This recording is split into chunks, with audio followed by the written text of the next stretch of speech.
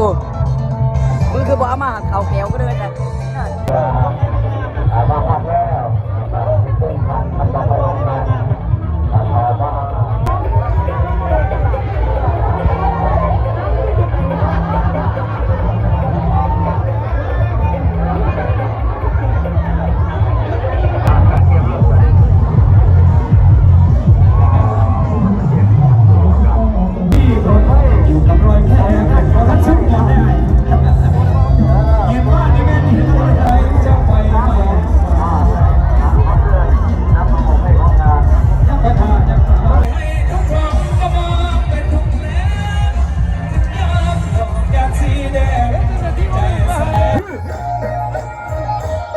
ปัจจุบันนี้ทีมงานทวทแขกราชบุตรก็ได้เข้าสู่สนามชุดลูกไม้คือสนามชุดยิ่งบังไฟก็คือโรงเรียนประถมบ้านบ้านหลวงก็เข้า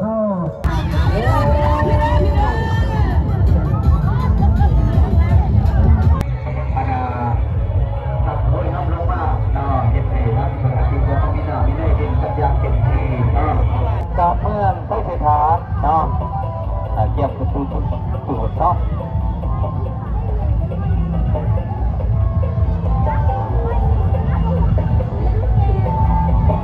ทั้งประธานก็จะได้ครับทุก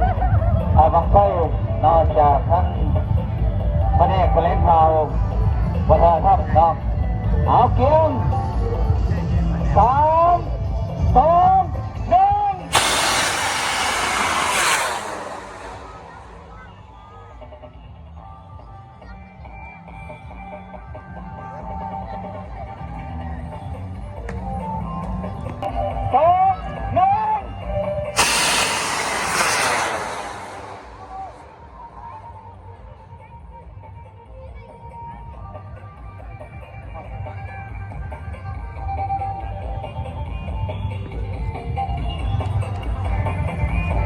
ต่อไปถ้าจะได้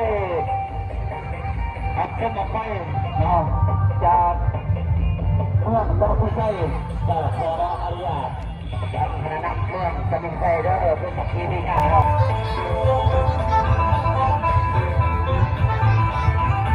ระหว่างกันเขาท่อเพื่อนกับเพื่อนในตรงเรียนนี้แกสักน้ำของครับทางคุณภูมิคุณเพ่งเราทานนี่แต่ที่ขากับเพื่อนเพื่อนเรียนหนึ่งแก๊สกับน้ำอีกหนึ่งแก๊สแต่ยังห่อข้ามมันไม่หนุดยังไม่หนุดแล้วยังห่อข้ามแล้วก็ยังไล่บ้านนี่แหละที่พวกเราเพื่อนอีกต้องแก๊สเป็นวัน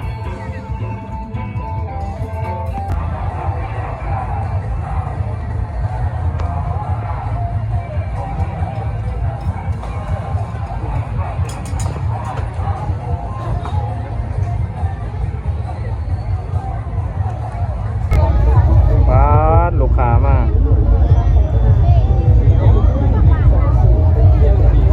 ส่วนแม่ค้าขายกันแล้วพาดอง